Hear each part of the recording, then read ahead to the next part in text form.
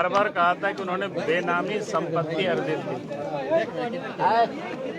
और जब कोई भी व्यक्ति बेनामी संपत्ति अर्जित करेंगे वो अपने आप में बहुत बड़ा क्राइम है।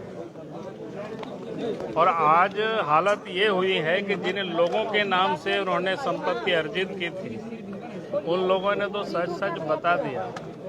उसके बाद जो जानकारी मिली है, आप सब लोग तहकीकात कर लीजिए, उन सारे संपत्ति को इसी बीच में वो रीस्टोर भी कराया है। तो ये सारे चीजों की आप तहकीकात करेंगे तो आपको पता चलेगा किस प्रकार से उन्होंने नामी बेनामी संपत्ति अर्जित किया है। तो आने वाला कल वो सब कुछ उजागर हो जाएगी और पता चल जाएगा कि इन्होंने किस प्रकार से झारखंड को लूटा है।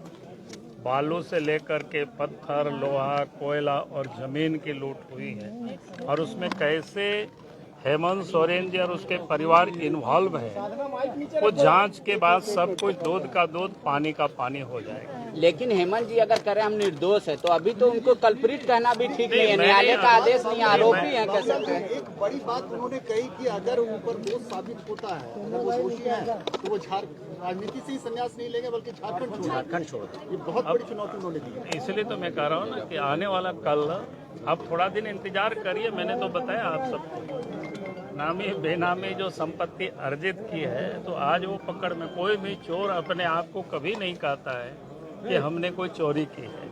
आपने वो हर समय वो अपने आप को निर्दोषी बताते हैं और ये कहते हैं हमें फंसाया गया है। और उन्होंने बीजेपी सरकार के ऊपर, मोदी सरकार के ऊपर बार बार इसको आरोप लगाने की कोशिश की। मैं तो हमारे विधायक दल के नेता भी हाउस में उस बात को बोला है। अब याद करिए, शिबू सोरेन एक बार नहीं, दो, तीन बार जेल गए हैं, और वो कांग्रेस के राज में जेल गए। सीबीआई जांच हुई है उस समय और वो जेल गए। कई एक महीनों तक तिहाड़ जेल में भी रहा है, दुमका के जेल में भी रहा है। वो किसी से छुपा हुआ नहीं है। और इसीलिए ये कहना कि भाई हमें फंसाया जा रहा है, जब कोई गड़बड़ करता है तो उसका दंड तो उसको मिलता ही है और उसको भोगना ही पड़ता है। फिर उसी कांग्रेस ने ही मधु कोड़ा की सरकार को भी, मधु कोड़ा को भी जेल भेजा है। वो किसी से, वो भी छुपा हुआ नहीं है। तो इसलिए इस प्रकार की जो बार बार कहना कि भाई बीजेपी तंग कर रही है, जांच एजेंसी को लगा रखे है, सच तो ये है कि अगर आप गड़बड़ करेंगे तो जांच एजेंसी का तो काम ही है जांच करना। और इसीलिए उन लोगों ने जो जांच कर रहे हैं, और इसीलिए हेमंत सोरेन जी बार बार भाग रहे हैं, कभी हाई कोर्ट, कभी सुप्रीम कोर्ट, और कभी जनता, कभी वो डर दिखाते हैं, धमकी देते हैं। आज भी विधानसभा में उन्होंने उसी लहजे में अपने भाषण दिया। इस प्रकार से लग रहा था चोरी भी कर रहे हैं और ये व्यक्ति सीना चोरी भी कर रहे हैं। तो राज्य की जनता अच्छी तरह से इनको 4 वर्षों में समझ चुका है, इनको पहचान चुका है, उनका चरित्र क्या है, वो क्या करना चाहते हैं।